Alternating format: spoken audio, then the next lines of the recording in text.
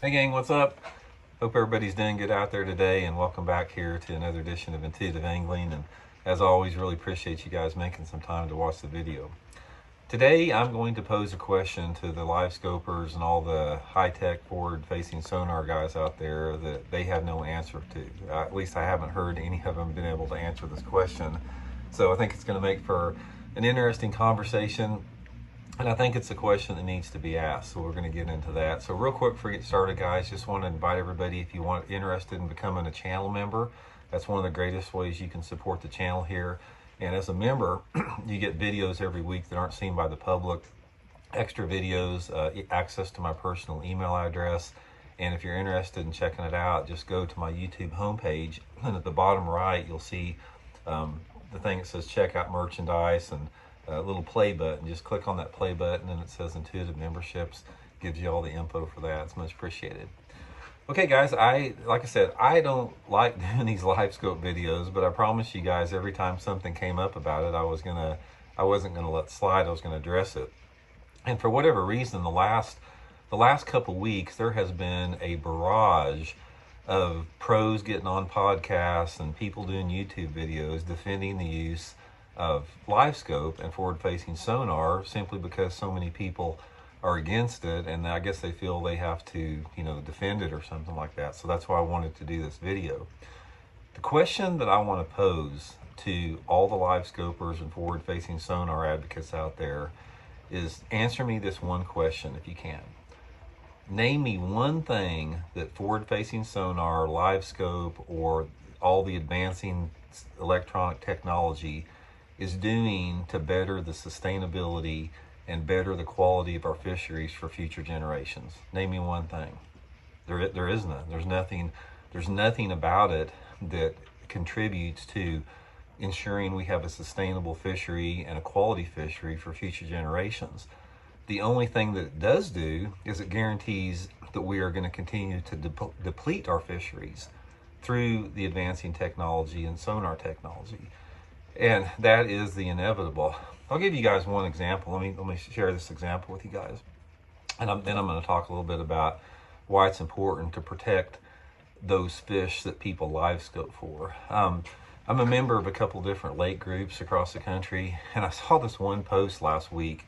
There was 3 guys in the boat, and they were bass fishing with Alabama rigs, and the caption was they had their every one of them had their limit. They had 5 fish limit, so they had 15 bass on a piece of plywood, getting ready to flay them out. All these bass were anywhere between 2.5 to 4.5 pounds, just all laid out according to size.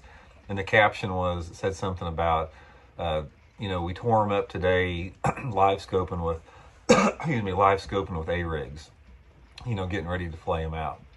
And don't kid yourself, guys. There's as many people out there that practice catch and release. There's still a ton of people out there that still put the knife to bass, and they're doing it more frequently since the bass are becoming easier to catch live scoping.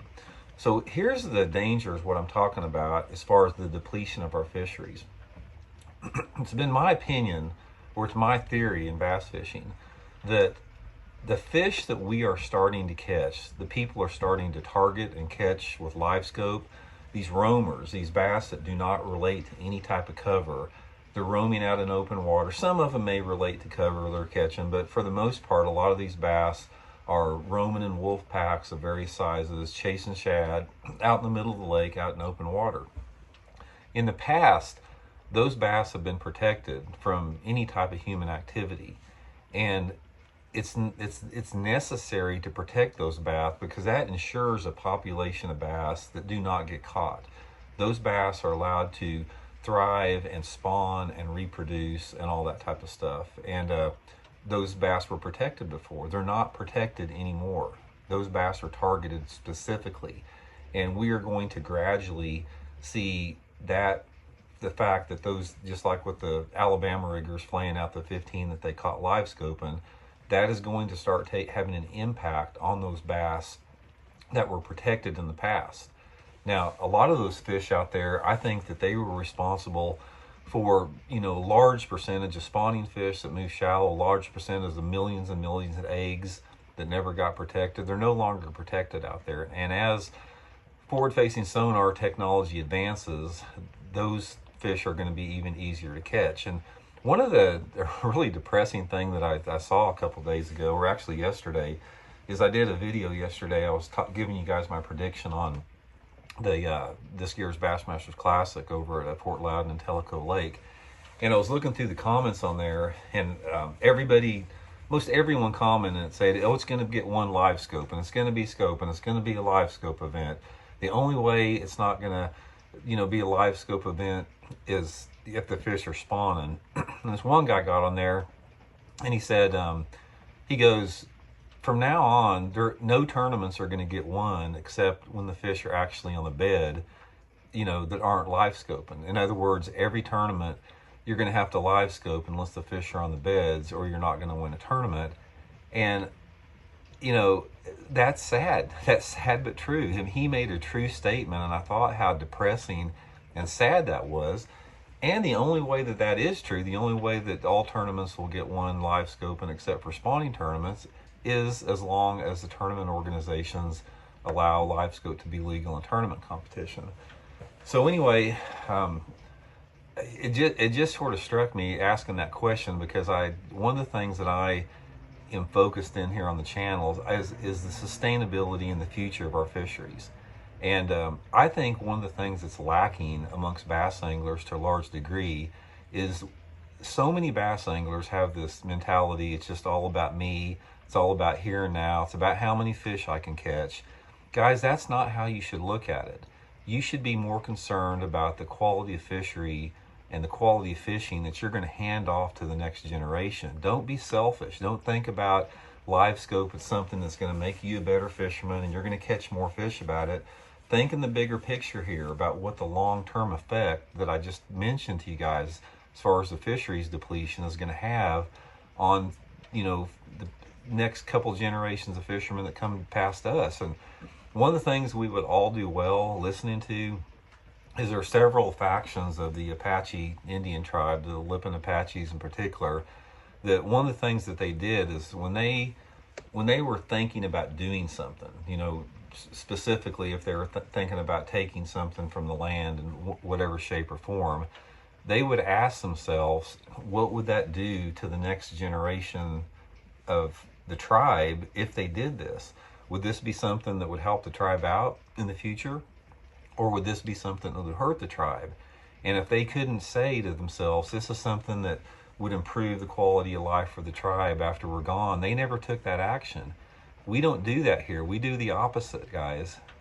The human species right now, and LiveScope's sort of a prime example about it, it's that we never look forward to the future about what we're going to hand off to the next generation. There's absolutely nothing, zero, nada, zilch, positive about what forward-facing sonar or increasing electronic technology does to increasing the quality of our fisheries and the sustainability of our fisheries. It's a short-term, it's almost like it's a short-term sugar high or some type of a drug high, because it's about, you get it here and now, you go out there, you find these groups of fish that have never been fished before, weights are going up in tournaments because of it, without any consideration about what it's doing for the long-term picture. And I just think that we need to be more focused on what we're handing off, to our children and our grandchildren than us being selfishly concerned about our own days on the water here. So to answer the question, guys, when you pose that question to any live scoper out there, name me one thing that live scope or technology is doing to increase the quality of our fisheries and the sustainability of our fisheries. There ain't nothing, guys. There's nothing positive about it. There's nothing but negativity about it when you look at the long term. Short term, sure, you're going to go out there and you're going to catch fish. Guys like me are going to fall behind by not using it.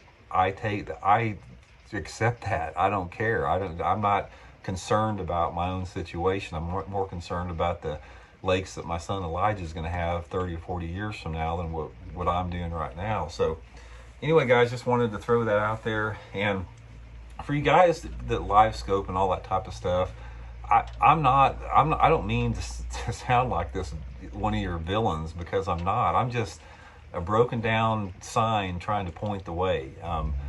Like I said, if I can make somebody think in one direction, that's fine. You know, some people, I know that I'm not going to change their mind. A lot of people, everybody's mind is wired differently. Some people can't see things, can't see the obvious, have a different perception of reality. But guys, make no mistake about it. The reality of advancing technology, electronic technology in the sport, is currently and will continue to deplete our fisheries.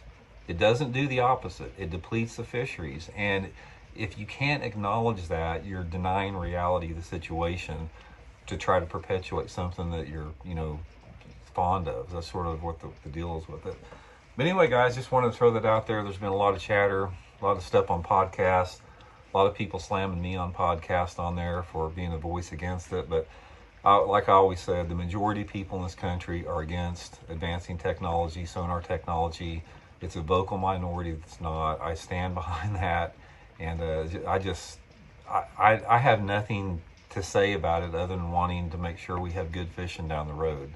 A lot of you guys say I do this for clicks and all this type of stuff. It doesn't, guys, because anytime I do a video like this, I lose subscribers. It hurts me negatively, but I am passionate enough about it that I think it's a message that needs to get out there. So anyway, guys, much appreciated you guys listening to the video. Thanks for tuning in. We'll talk later. See you.